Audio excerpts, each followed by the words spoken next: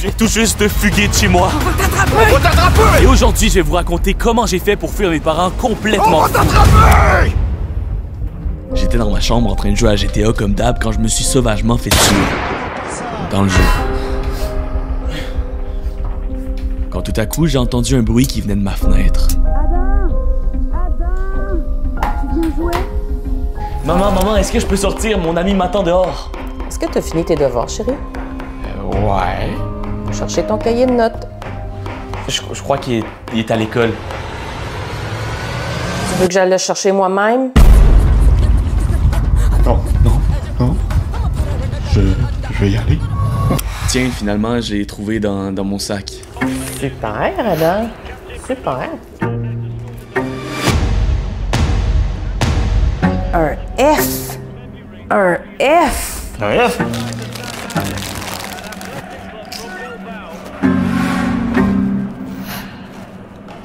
Oui, un F.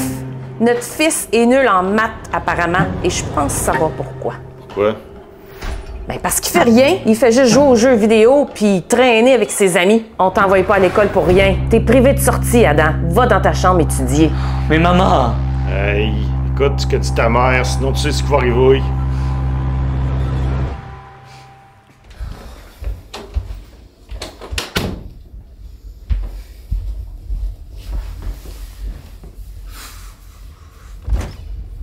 Adam, il n'ira pas jouer avec toi aujourd'hui. On retourne chez vous.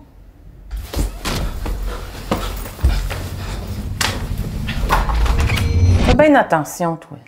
Si je te pointe faire autre chose qu'étudier, t'es dans le trouble.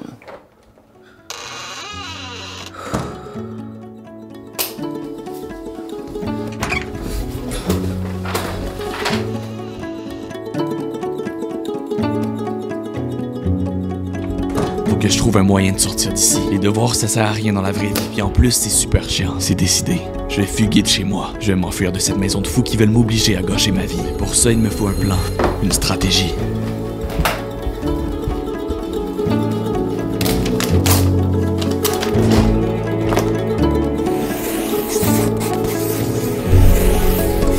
Ça, c'est le périmètre de ma maison. Et à l'intérieur, il y a 3 pièces fermées, 4 garde-robes et une aire ouverte avec salon, salle à manger et cuisine. Ma mère se trouve ici, dans la cuisine, en train de faire une soupe absolument dégueulasse avec tous les aliments qu'elle trouve dans le frigo. Mon père, lui, se trouve ici, dans le salon, en train de regarder le soccer, une main dans le sac de chips. Et moi, je suis là, dans ma chambre. Pour sortir de ma maison, il y a alors 2 issues. La porte d'entrée et la porte arrière qui mène à la cour. Je dois choisir la bonne. Je n'aurai pas de seconde chance.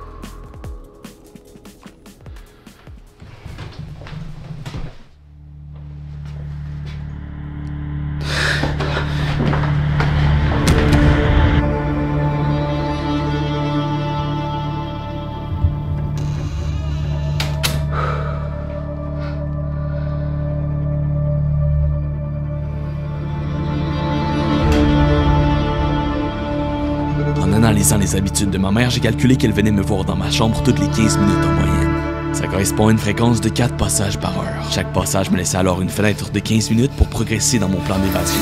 Ok, il me faut un miroir. Non, pas là-dedans. Non, pas là-dedans. Oh non, pas là-dedans. Peut-être ici. C'est quoi ça, non? Ici. Oh, ok. Enfin. Un miroir. Ok. On prend le balai. On le cache ici. Merde, il est déjà 16h59. Mon temps est écoulé. Ma mère sort dans ma chambre dans moins d'1 minute. Vite.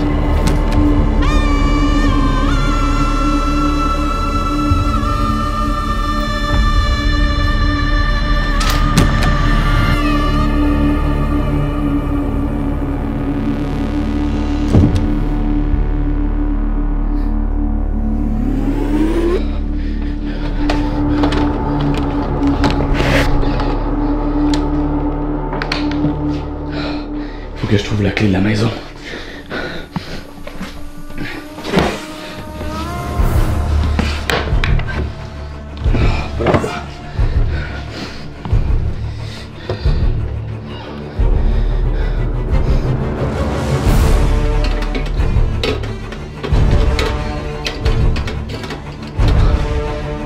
Faut que je trouve le code.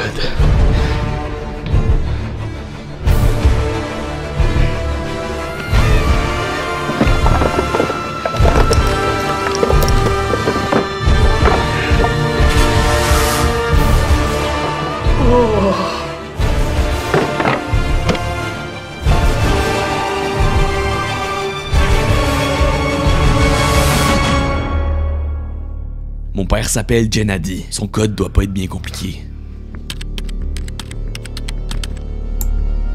En même temps, qui sait bien écrire ce nom à part les membres de ma famille? Je sais que mon père met tous ses mots de passe dans une note sur son ordinateur. Ah, la voilà. C'est lui que je cherchais.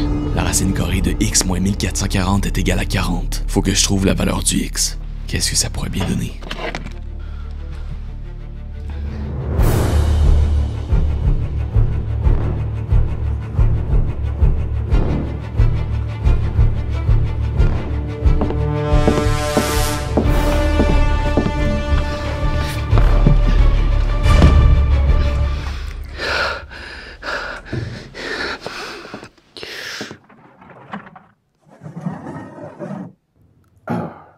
T'es sûr d'avoir entendu quelque chose?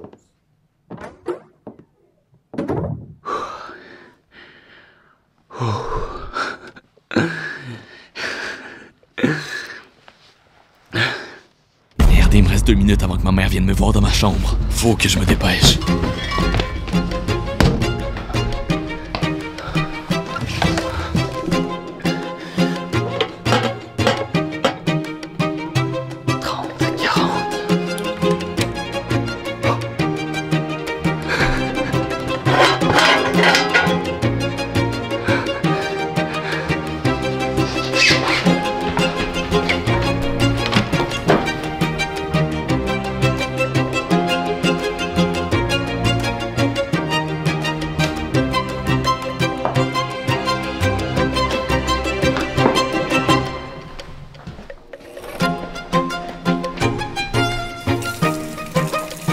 D'après mes calculs basés sur les zones de visibilité de mes parents, c'est-à-dire les secteurs qu'ils surveillent naturellement lorsqu'ils cuisinent ou regardent la télé, voici à quoi ça ressemble. Comme le champ de vision humain sans mouvement de tête est d'environ 120 degrés, soit 60 degrés de part et d'autre du regard fixe, ça signifie que mes parents perçoivent tout ce qui se passe dans ces zones précisément et que le reste correspond à leurs angles morts. Ça laisse alors un peu d'espace pour agir.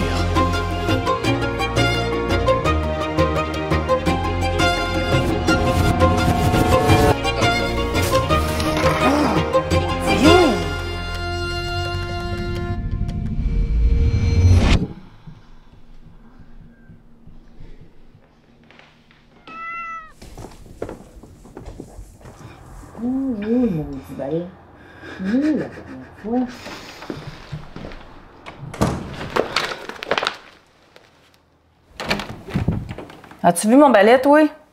Non.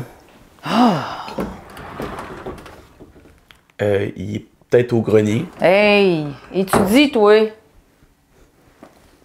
Ouais, c'est vrai. Il est peut-être dans le grenier.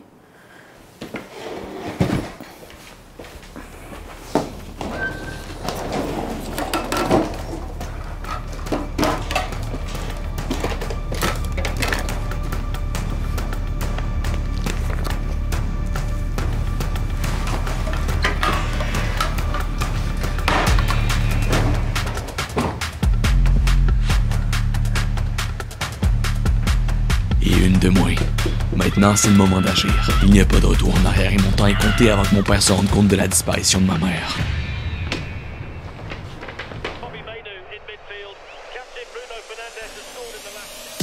D'après mes calculs, la porte la plus près de ma position est celle qui mène vers la cour arrière. Elle est à une distance de 5 mètres de moi. Mon père, lui, est à une distance de 7 mètres de cette porte. Ce qui veut dire que si je me rends sur la pointe des pieds sans me faire remarquer par mon père, j'aurai maximum 5 secondes pour débarrer la porte. Puisque dès que je vais rentrer la clé dans la serrure, il va sans aucun doute s'en rendre compte avec le bruit et se mettre à venir vers moi. Il va falloir faire vite.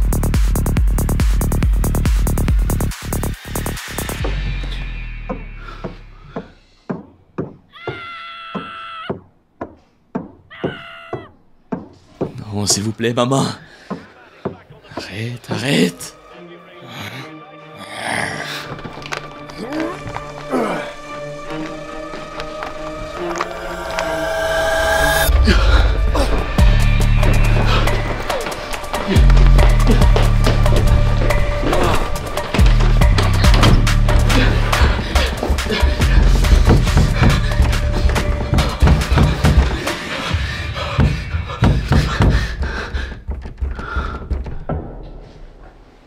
Il me reste une dernière option.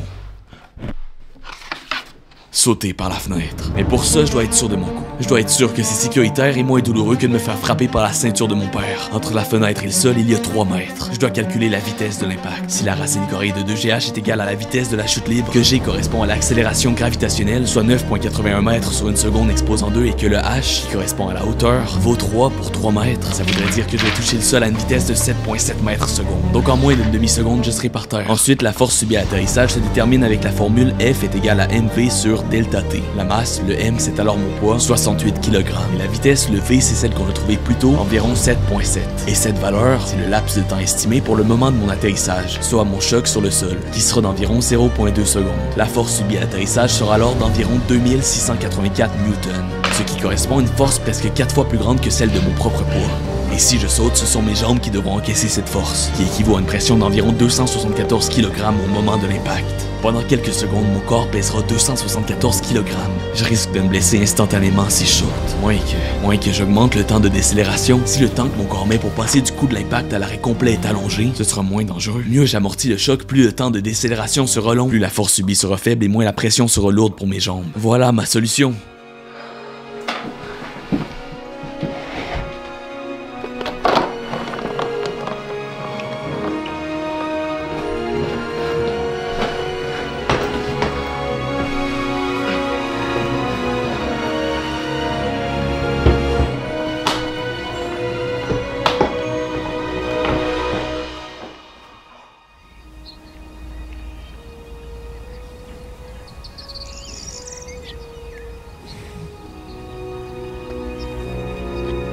J'ai bien fait mes calculs.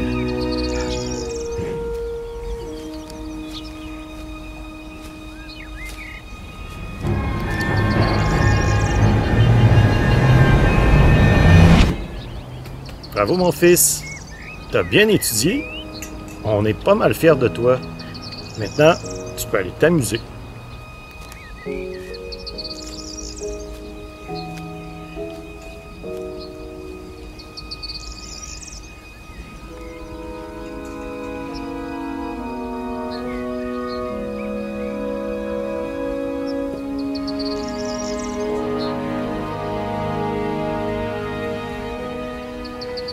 Aujourd'hui, j'ai réussi à fuguer de chez moi. Mais surtout, j'ai compris pour la première fois que l'école pouvait vraiment me servir dans la vie de tous les jours. Peut-être que, finalement, étudier n'a pas besoin d'être si ennuyant. Ce n'est pas seulement de la façon dont on s'y prend.